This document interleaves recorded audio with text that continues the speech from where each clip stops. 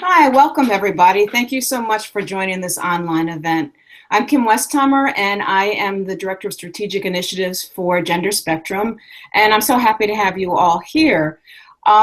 This event represents a collaboration between Gender Spectrum and the National Association of School Psychologists, and it's been a wonderful collaboration based on how we as two organizations can work together to provide resources that are needed for mental health professionals, school psychologists, social workers, and just in general addressing mental health and gender in schools.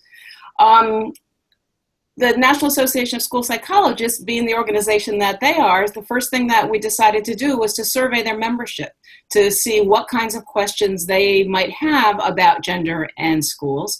And we did that and found there were lots of wonderful questions and thought that the best way to address those would be to create a series of frequently asked questions addressing the four main areas that came up in the questions. The first area had to do with terminology and language around gender. The second area had to do with child development and research. The third area had to do with counseling and supporting students and families in schools. And finally, policy, law, and practice. Now, I'm thrilled that to have this conversation today, we have two practitioners and leaders from the National Association of School Psychologists.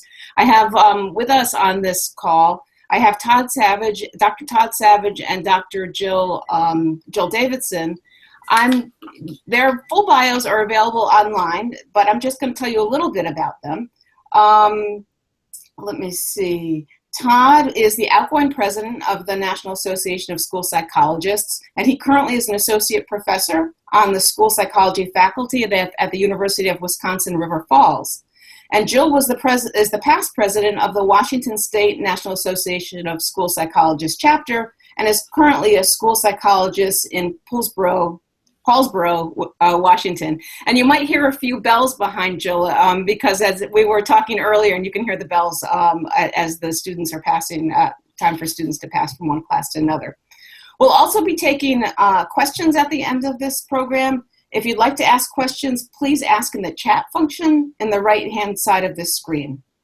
Finally, before we hear from Todd and Jill, I want to highlight four essential ideas about gender. These are ideas that we talk about on the Gender Spectrum website. They're also something we use in our trainings.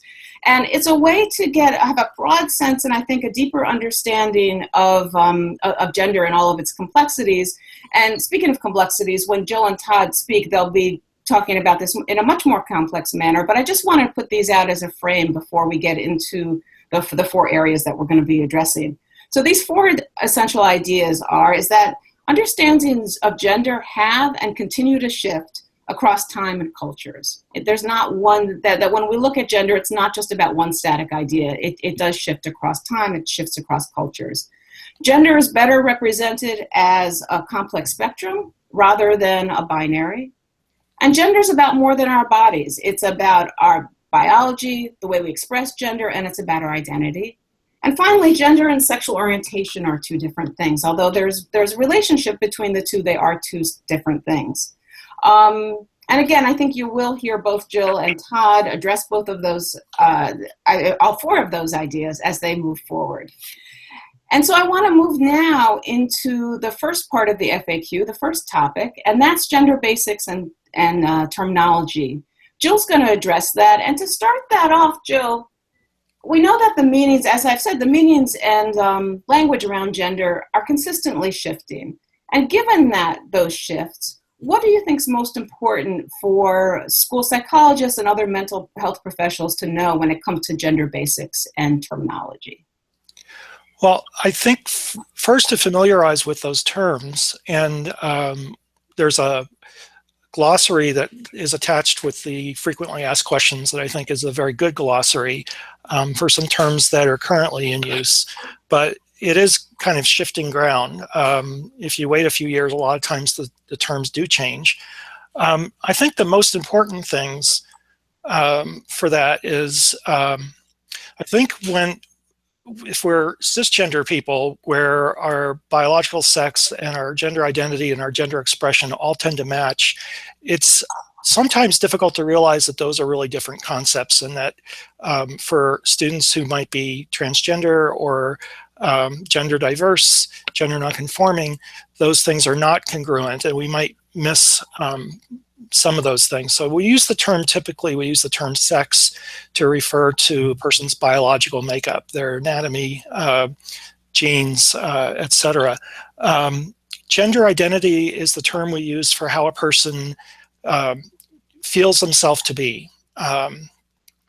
Which gender or where in gender space they locate themselves. Gender expression are all those signs that we use to indicate to other people what our gender is when we're allowed to express them. So, for example, the way a person dresses, or the hairstyle they might have, or their voice style. Those are all things that are aspects of gender expression. I think it's very easy, for the way a lot of us have been raised, to think of sex and gender as occupying two boxes at the end of a single continuum that we would call sex or gender. And then it's difficult, I think, sometimes to really understand what somebody means if they say they are gender queer, or that they're gender non-binary, that they don't fit into those boxes. So I had sent a slide to Kim. If you could load that slide with a chart that maybe make it a bit easier to think about non-binary identities or genders. I think it helps to think of gender not as these two boxes at either end of a continuum, but to think of gender as bi-dimensional, and that we have a scale of femaleness and a scale of maleness. There we go. So that most males, and this is just looking at sex, but it actually would apply to gender identity and gender expression as well. Most males are on the high end of maleness and the low end of femaleness. Most females are on the high end of femaleness, low end of maleness. For those people who don't exactly fit in those categories, they may be somewhere else in that space. And there's oftentimes a lot of pressure for them to go where other males are or other females are. There's a lot of pressure, for example, on families when a child is born intersex, so that biologically they don't appear to fit one anatomy or the other. They used to consider that, or physicians used to consider that a medical emergency, a social emergency for the family, and they would try to do surgery, modify the child to look more male or more female. So that middle space, where in this chart, which is looking at biological sex, would be intersex conditions, there's a lot of pressure to move off of that middle and into either of the two cells where most males are, most females are. But you can imagine that same multidimensional framework applying to identity as well, that there's a dimension of male identity, female identity, and people locate themselves at different spaces along those two scales. We can also look at it with gender expression that way, that different kinds of clothes or different kinds of jewelry or other accessories are maybe more or less male on the maleness scale, or feminine on the female scale, and people locate themselves in different places. A person who considers themselves genderqueer or non-binary will locate themselves somewhere in the middle, not in the center where most of the women are or most of the men are. So I think it's important to realize that those don't line up for everyone, and that you don't always know also what somebody's identity is unless they tell you. Gender expression is outward. It's what we show to the rest of society. Gender identity is hidden, and unless somebody tells you what their gender identity is, you're not going to know. And if someone doesn't feel comfortable being out about their gender identity, even what they say may not represent what their actual gender identity is. And even though we think we know which people are men and women when we look at them, generally biological sex is hidden. So it's really only gender expression that we're seeing outwardly. So there's, I guess, one other thing I would say from the this terminology section is gender dysphoria, which is the idea that somebody is uncomfortable with the gender they're assigned by society, or they're not able to express themselves as the gender they believe themselves to be. It can range in severity, that gender dysphoria, from mild to severe. But I think it's important to realize that not all transgender or gender nonconforming youth feel gender dysphoria. It applies to a smaller number of persons who are transgender or gender nonconforming. So I think those are the main things I wanted to talk about, I think, about that section. That's great. Thank you, Jill. And I think sometimes people get concerned that there's so much language that's out there that maybe they won't know if somebody, you know, that youth are identifying with words such as you mentioned, such as genderqueer or agender or non-binary and such. And that I think what I like about what you just presented is that it's not just about saying, here's, you know, you need to know 31 words in order to be able to work with youth around gender. It's much more important to know these broader concepts that you just presented. And then if a young person comes to you and says, this is my gender, it's okay if you haven't heard that word before. The idea is to respectfully ask, well, what does that mean to you? And to be able to listen. So thanks for providing that overview. I think that's very important. Yeah. So now, the next FAQ focused on child development and research. And for years, we thought of gender identity as something that children understand by age 4. And Todd, I'm wondering if you can address what we're learning from the research about that can help us understand the process for transgender and gender non-conforming youth about coming to an understanding of their own gender, and then also how, yeah, I'll leave it at that. Sure. Well, I appreciate that. Well, good morning or good afternoon, everybody, depending on where you're at in the country. To highlight what Kim was just raising there, a summary of the research from 2012 shows this about what we know about the developmental trajectory for persons who are gender diverse. Around 80% of transgender or gender diverse adults report knowing their true gender identity, their affirmed identity, by age 10, whether they publicly declare or not. And that about only 4% or so come to the realization beyond the age of 18. So if you think about that, taken to the context of that, 96% of gender diverse adults report knowing their true gender identity before the age of 18. And I think what the implications, oh, thank you, I forgot about this, there's a slide to highlight this. I think what the implications for us, particularly as school-based mental health professionals, particularly if we're associated with the public schools, well, what do you know? We service 0 to 21, that people become aware of their true gender identity on our watch, again, whether they publicly declare or not. There are some kids who are declaring their identity publicly as children, and there are others who don't do it until they're adults or beyond for a variety of reasons.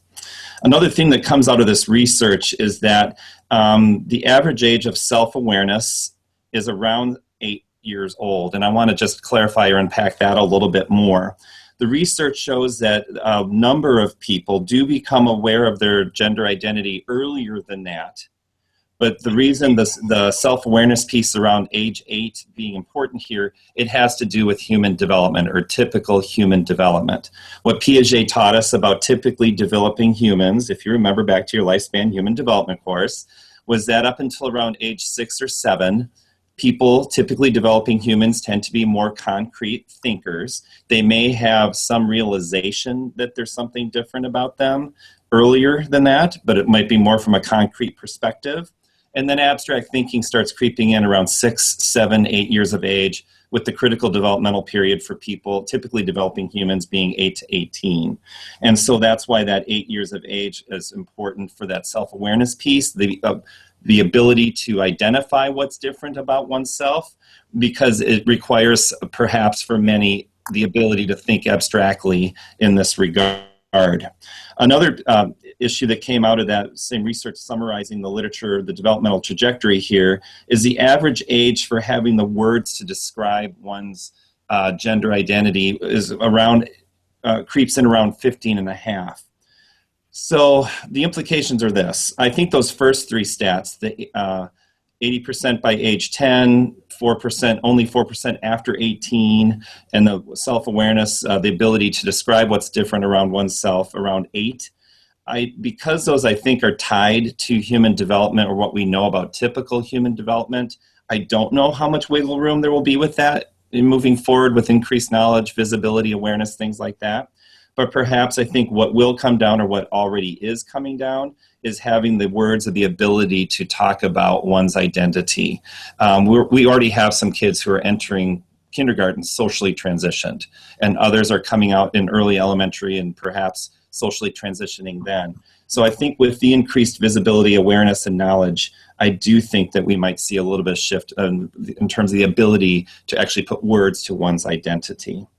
Some other things to think about, as Kim mentioned up front, that of course culture plays a role here, that this really is an individual by individual issue, that we've had gender diversity throughout human time, throughout human space. Some things that we've learned recently, for many people, this idea of their gender identity for some is consistent, persistent, insistent, but we do need to be aware that this is an individual by individual awareness and identity issue, and that we should always let the individual be our guide. So for some, consistent, persistent, insistent may work for them. It may apply. For others, it's shifting, it's different. There's another conceptualization. So again, I just want to stress that we should always let the individual with whom we're working be our guide in terms of how we think about this in terms of their identity.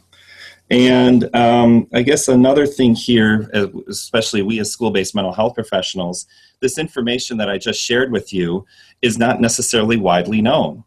And it might be more something that we know or that we learn, and that might be important for us to share with our colleagues. Maybe we do a little professional development around gender identity development across the spectrum with our teacher colleagues, with our administrator colleagues.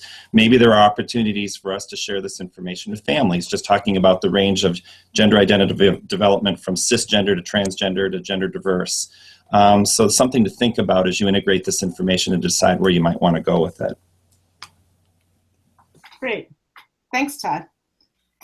So taking into account the child development and research, I want to move that to the more practical about working with students and families. And Jill, you work in a high school and also run a support group for transgender young people outside of school.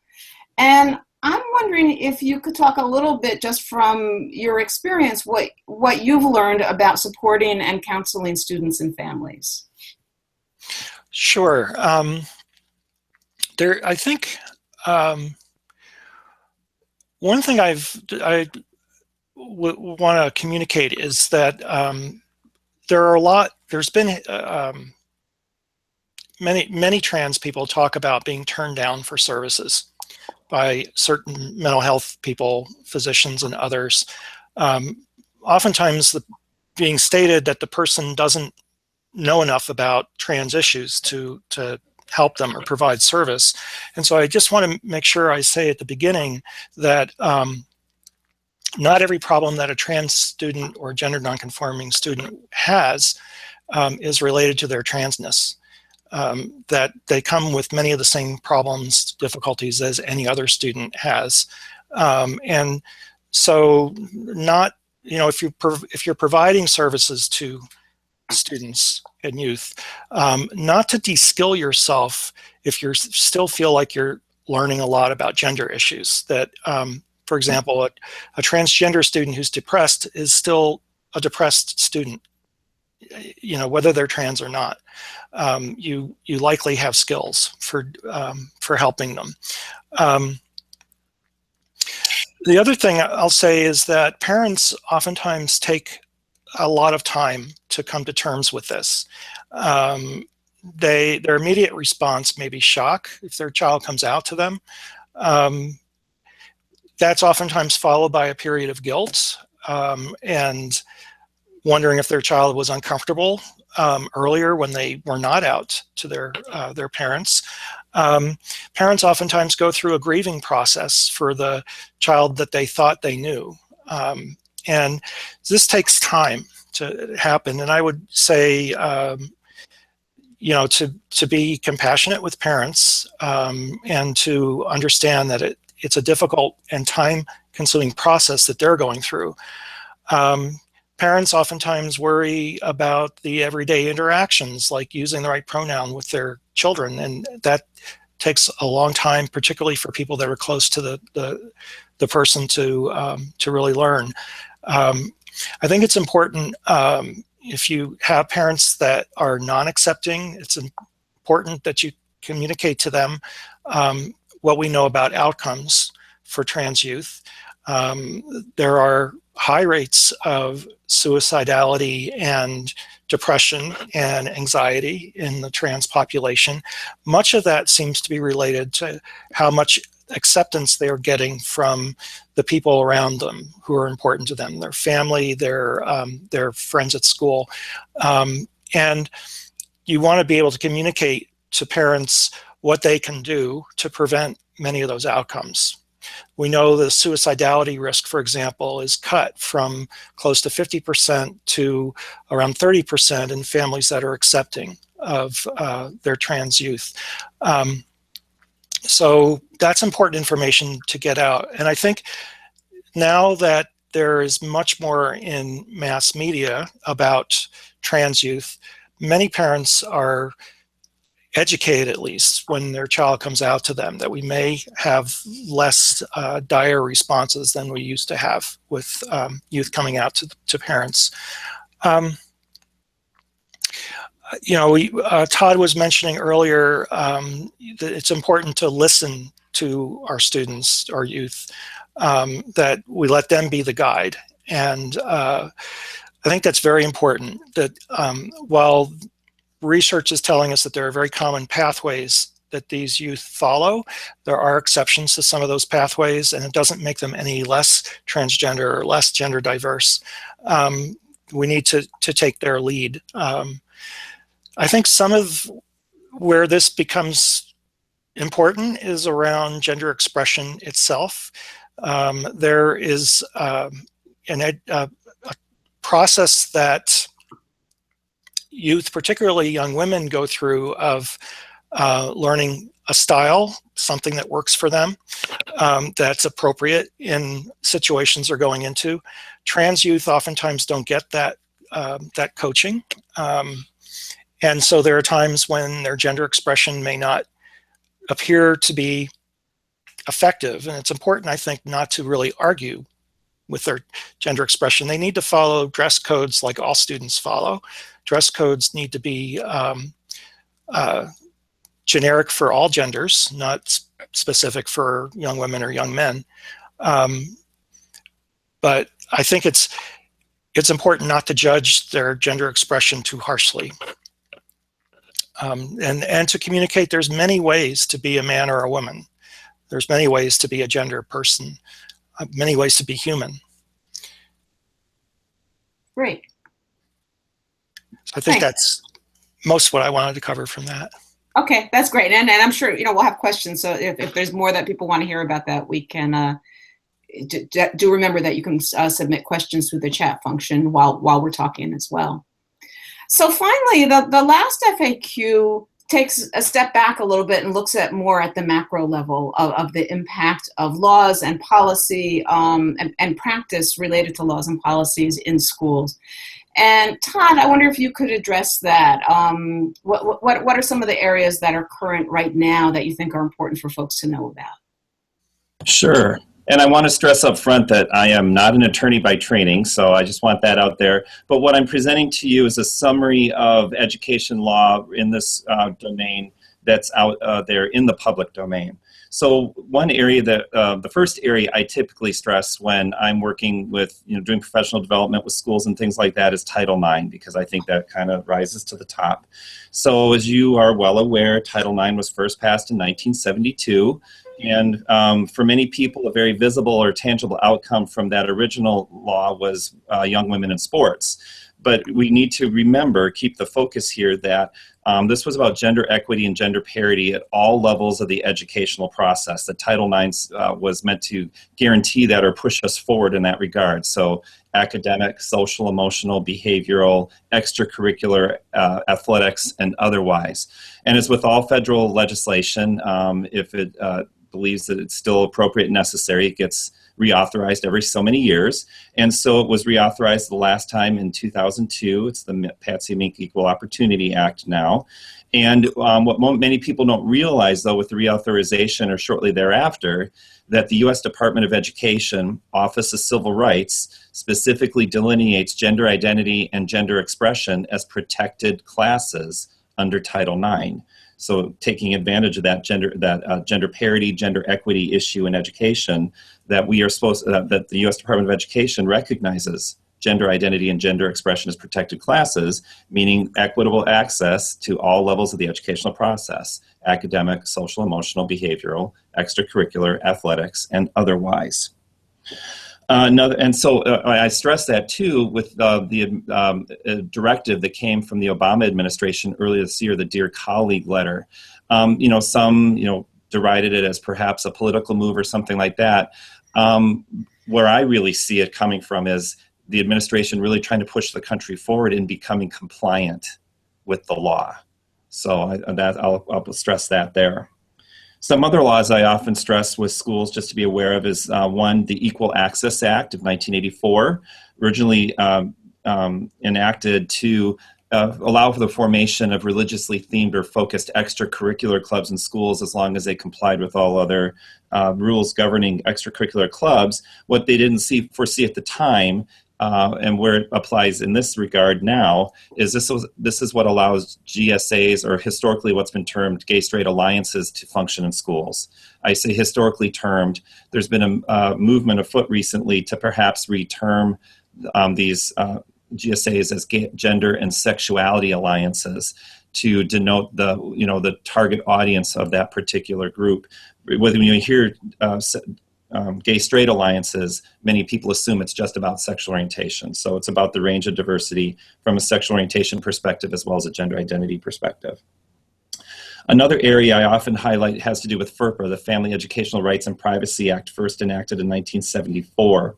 According to Lambda Legal, it is legally allowable for students ages 18 and above and or their parents or legal guardian to request name and or gender marker changes on all official school paperwork. So that's something that many people aren't aware. Now, in terms of what's required to get those changes made, it's really kind of dependent jurisdiction by jurisdiction right now, or district by district. Some will just take a documented history, a doctor's note. Others are requiring modified birth certificates and things like that. There's no direction from Lambda Legal or in FERPA about what would be appropriate. But if you think about some of the districts that are requiring things like modified birth certificates, perhaps some class issues kick in here, because it takes cash and lawyers and things like that to help us get those documents modified, and some people may not have those means. So as your district is perhaps looking to make these accommodations, taking parent or student requests, you can perhaps advocate about the types of documentation required to make that happen that's more inclusive across the board. Another area that I typically highlight has to do with Section 504 of the Rehabilitation Act. Some schools trying to do the right thing, or perhaps running into some stumbling blocks or hurdles, have attempted to write 504 plans to accommodate gender diverse students and their needs in schools, access to facilities, access to curriculum and other things like that. Well, it ain't legally allowable, because gender identity is not a disabling category in and of itself. Now, perhaps where you could use a 504 plan, if appropriate, let's say you have a student who's gender diverse, and Jill was talking a little bit about this in her talk about counseling. If you have a gender diverse student who's experiencing significant depression or anxiety or something like that for whatever reason, and that you can demonstrate educational impact, then of course you could write a 504 plan potentially to address that depression or that anxiety. But we're not targeting the gender identity specifically with that 504 plan. And this next area, while it applies specifically to California, I think it is portending the future. It will serve as a model moving forward. So California Assembly Bill 1266, which was passed in August of 2013 and took effect on January 1st, 2014, I kind of liken it to the Title IX for the state of California. So what this bill does for California, it requires all public schools to guarantee equitable access to all levels of the educational process for gender diverse students. So again, to that academic, social, emotional, behavioral domains, extracurricular, athletic, and facilities. And so it's rolling out very well in many areas. In other areas of California, perhaps they're still getting on board. But I think we will look to this particular bill as something, as a role model, as a model moving forward. Other things to just keep in mind would be your state's anti-bullying or bystander education laws, if you have them, and looking to make sure that LGBT, including gender diversity, gender identity, gender expression, are listed as protected classes. And then another area to think about is athletics participation. 36 out of 50 states currently have some type of quote-unquote trans-inclusive participation policy for governing high school sporting events and high school athletics participation. But I will inform you that you probably want to look at your state's specific policy, if it indeed has one, to look at what I say, to look for the quality of that. Some states will take a documented history and determine eligibility there and allow students to participate that way. Others are requiring full-on sex affirmation surgery. And I don't know of anybody, any clinic that's doing full-on sex affirmation surgery for people under the age of 18. There might be other medical transitions some people might be going through. But if you have a state athletic association that requires a full-on sex affirmation surgery, that means very, very few, if anyone, will be able to take advantage of that trans-inclusive participation policy. So I just invite you again to look at your state's athletic participation policy and kind of scrutinize it for its quality.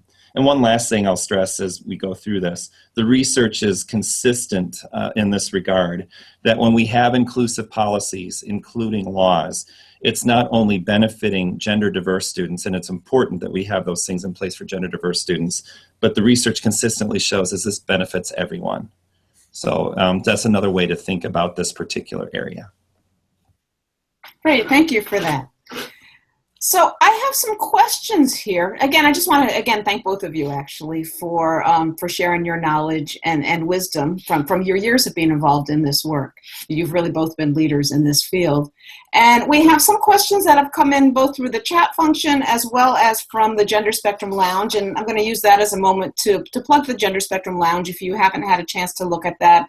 It's an online tool, an online community really, that people can join. It's free to join, and there's subgroups for, there's a group for mental health providers, a group for educators, groups for parents and youth and such. And so just to know that that's a resource and that some people are communicating with us through this. And I have a question here from Bradley saying, this has been so great. Do you have ideas about how to deal with a teacher in my school who refuses to be respectful of a transgender student, not using the right pronouns and names to address him? Jill or Todd, do one of you want to address that? The idea of a resistant educator who just says, "Yeah, I can't do this." Jill, would you like to start? Yeah, I could start with that. I think much depends on if your district has policies on non-discrimination and appropriate language with students. Or if there's a building policy, it would be much more helpful if those are there. And if this teacher is violating that policy, I think a lot may depend on what kind of a relationship you have with that teacher. If you can start a conversation about how using, say, inappropriate pronouns may be harmful to students, at some point, it may become a supervision issue of discussing it with the building principal, or it becomes an issue of providing a safe environment for our students. And while we may be able to influence colleagues, it may be something that needs to be addressed by the supervisor. And if I can, I'll follow up. I'll underscore and throw an exclamation point under what Jill just said there. And when I go out and do this work with schools, this is going to sound a little bit like a roundabout answer, but here's how I frame things for my audience. Yes, it needs to be in policy, because if it ain't in policy, it ain't enforceable. So you have something to fall back on in those instances. It starts at the top. Not only are principals and administrators instructional leaders for the building, they're the school climate leaders for the building. And so we need them on board, as Jill's saying. And here's another way I frame it for audiences. I won't argue religion. It's a losing argument. But here's what we know about public schools in the United States. Every child in this country is entitled to a free and appropriate public education. And 88% of kiddos in the US take us up on that offer, meaning close to 90% of educators in the United States work in the public schools. And we know that we can discriminate against no one in the public schools. It is our legal, ethical, and moral obligation to optimize every single child's potential for success academically, socially, emotionally, behaviorally. So while we do come to the table, we as educational professionals come to the table with a variety of perspectives, histories, thoughts, feelings, beliefs, experiences, with a range of identity issues, identity categories, that, while we're entitled to those perhaps in our private life, we do need to examine them, determine what may interfere with those legal, ethical, and moral obligations we have, and find the way to bridge the gap, if there is a gap between our thoughts, feelings, and beliefs and our obligations with students. And so while that teacher personally can think or believe what they do, they don't have a right to discriminate in our schools as a result, in the public school. I'm not advocating it in private, parochial, or independent schools, but in public schools, we know that to be the case. And so that's why what Jill said about policy and about this coming from the top, administrators being on board, is very important. Great, thank you. So Marina asks, I have 2 trans students I work with. One is fully out, the other is not, and is new to my school. There are students who know this student prior to social transition and are telling others. What's your advice for that? Again, Jill or? I'll let Todd go first. Well, maybe we should alternate these because we probably both have responses. Sure, and Jill, you can probably augment. I mean, in general, when talking to audiences, there is a issue of privacy as well as confidentiality. Some kids may already come transitioned and nobody knows, and there's only one person that really needs to be in the know. That's typically an administrator, but otherwise it's not an all points bulletin. The message gets out to everybody. But even in those instances where we have somebody who transitions in our midst, or some kids knew them differently at a different time period and sees something or knows something different now, we still should be doing everything we can to protect that child's right to privacy and confidentiality. So again, informing our colleagues about that necessity, and then finding the ways we need to educate all students without necessarily singling out any one person. You can tie it to your school's values, or the values that guide your school. We're an inclusive one, blah blah blah, and so we always respect the individual. We accept individuals, and if we know some things about people, we want to respect their privacy and their confidentiality. Jill, you probably have a better way of kind of getting at that.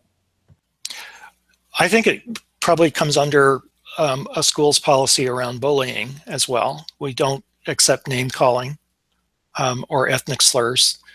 And depending how you define it in your student conduct manual, calling somebody by the wrong name or the wrong gender, once they've been told what the correct ones are, if that repeatedly happens and seems to be intentional, that should come under bullying. It would be just like using an ethnic slur against somebody, let's say. Okay, great. Yeah, I think that's an important frame, that both the issue around privacy and a student's right to privacy, as well as the right to not be bullied by peers because of their gender or for any reason. I just have a few questions here. I'm not sure we're going to be able to get to all of them. One just very practical one, I want to make sure people know. The question is this being recorded and available to view later? And yes, this is being recorded and it will be available later. You can go to the Gender Spectrum website and look for it there. And we also have a Gender Spectrum YouTube channel, which will have the recording to look at afterwards. Another question, how can I make sure that families and schools are on the same page when it comes to supporting a transgender student? And just because of time, I'm going to say one thing really quickly about that so that maybe we can move to some of the other questions, because on the Gender Spectrum website also, we have a document called a student support plan for transgender students. And that's something that is designed for parents or guardians and students and school administrators. It might be the school psychologist might be involved in that, to basically sit down and go through a list of what that student needs in order to be able to thrive in that school. And we can actually send out some of these links to you afterwards, because if you've registered for this event, we have your email address and we can send you a link to some of these documents. But that's a critical document. Looking at some other questions here. Mary Beth asks, in your experience, what have you found are the most important steps schools can take to ensure their settings are safe and supportive for trans and gender expansive youth? Again, who? I'll go first. I would say the most important things are probably getting language in your district policy and school building policies, including like a student conduct manual that enumerates non-discrimination is prohibited on the basis of gender identity, gender expression.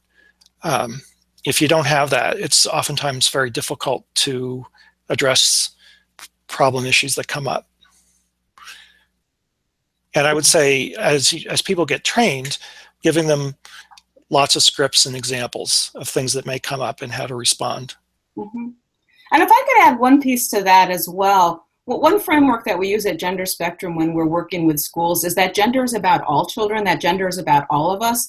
And I think that's also an important piece for educators to hear, for students and parents to hear, that this isn't just about creating a space for this one child here, not that that wouldn't be enough, but that in order to do that, that we all need to take a step back and look at how do we see gender, how do we create a gender inclusive space for all students, because that's truly the only way that we're going to have schools that are safe for transgender and gender diverse students. So I would add that to the list. Amen. And this sounds like I'm self-promoting. I did help with a colleague develop an environmental scan. I'm not benefiting financially from this or anything like that, but I put this out there, is that this environmental scan assists schools in looking at what's already in place, or what they may already be doing that could be considered supportive. And it also gives people an opportunity to look at those areas that need to be addressed. And it gives you data to help guide where you go from a systems perspective, underscoring kind of what Kim and Jill are saying. And then Kim mentioned the gender support, gender transition plan that can be used at the individual level. Okay, great. And I think we have time just for one or two more questions. And again, I apologize that we're not going to get to all of these, but we will send you out resources and certainly feel free to contact us with other questions. Let me see. I'm enjoying this program. It seems to me that Title IX and any specific school district's anti-bullying policies can be used to limit behaviors perceived as harassing or biased. Do you have thoughts about that? I would agree with that. Yeah. I think district policies are really important and state policies are really important. Title IX, the Dear Colleague letter has really laid out what is appropriate behavior to follow. We still have 23 states that are fighting that are suing the US government over Title IX, and whether the federal government can withhold funding, for example, if a state or district is non-compliant. But there really is a lot of guidance in the Title IX Dear Colleague letter. I think, we have about 10% of the population that get influenced by knowledge. We have about 70% of the population that get influenced by social connections, and we have about 10% of the population that we do need laws and rules that they know that they need to follow, or there are consequences. Okay, thanks. And a question here from Jessica, and unfortunately I'm going to make this be the last question because we did say this was just going to be 45 minutes. But Jessica asked, for a gender diverse student, how might that factor into psychoeducational reports for students who receive special education services? Well, I'm not sure exactly what is all underlying the question. I mean, some ideas or some things I work with audiences about. Well, if you think about the assessment measures we use, if there are measures that rely on gender-based norms, ideally it would be best if there are combined norms to potentially use those, because those tend to be more robust. But if not, or there are norms based on traditional conceptions of gender and sex, that we would go with the gender norms that fit the student's affirmed identity, not their assigned. And there's and the research that backs that notion up is the gender cognition research. There's research out there going on. They're looking at cisgender identified students or youth and trans or gender diverse youth, and looking at various things in terms of endorsing profiles consistent with gender. So, and when they do that research, transgender students endorse profiles consistent in terms of their, so if they were assigned male but identify as female, they endorse gender profiles consistent with cisgender identified females and vice versa. So people, you know, in terms of trans specifically, those that might be on the binary, assigned one way, identifies the opposite, perhaps. There's research that supports that, so that's how I work with audiences about gender norms. In terms of things in the report, if the name, the declared name and gender marker is the child uses is different from what's on their records, I may make a notation, Jane Doe, age 8, blah, blah, blah, is an 8, so on and so forth. Throughout the rest of this report, the name John will be used, and these pronouns will be used consistent to the families and the students' request, which is different from what's on their records, just to make that notation for people if they're confused. Jill, do you have other advice or wisdom about? Yeah, one thing I think is, if you're talking about cognitive and academic achievement tests, I know of no currently used cognitive or academic achievement tests that actually have separate norms for males and females. I am remembering back in the 70s, we had the SAMPA, the System of Multicultural Pluralistic Assessment, that had separate norms for males and females, but that's not really in use anymore. Really, on scoring programs for cognitive and achievement tests, gender is there to govern how pronouns are used in a narrative report that the software prints. It's not that you're choosing specific norms. There are specific norms when it comes to things like executive functioning with the brief, or with behavioral instruments like the BASC. But you know, this question has come up so often on our NASP listserv that I sent the question to Cecil Reynolds a few weeks ago, and he said that gender in the normative sample is defined as self-defined by students or by parents, the parent ratings or the self-report ratings, that in fact those norms are reflecting the students' expressed gender as they state what they are, rather than say their gender as assigned on a birth certificate. So if somebody gets caught up on whether they should use male or female norms with a student who was male, let's say up until, or male identified up through last month and is now transitioned to a female identity, female presentation, I don't think the norms are going to make any difference with that in terms of results and your interpretation of those. I think it does make a difference socially if they see the wrong pronoun being used in a report.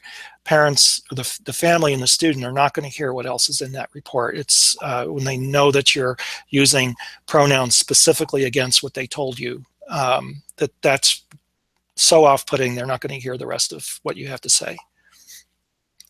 Thank you. So, unfortunately, I do think we need to wrap this up now, but I want to say again that there were a couple of questions that just came in that had to do with policies and procedures around bathrooms and other gender segregated spaces. And again, we'll send out a link to you both to the FAQ, which addresses both standardized testing and gender norms that you were just speaking about, as well as some areas around policy and gender segregated spaces. But Gender Spectrum also has another document that's specific to policies and procedures around bathrooms. And so we will send that out to you as well if you've registered for the event. And you can also access all of that on our website as well as the NASP website. And I just want to thank all of you who joined with us today, and particularly just thank Todd, thank Jill, and the National Association of School Psychologists, who's just been a wonderful partner in this process. So thanks very much. And thank you for having us. Okay, thanks. Thank you. Thanks, Todd. Bye-bye.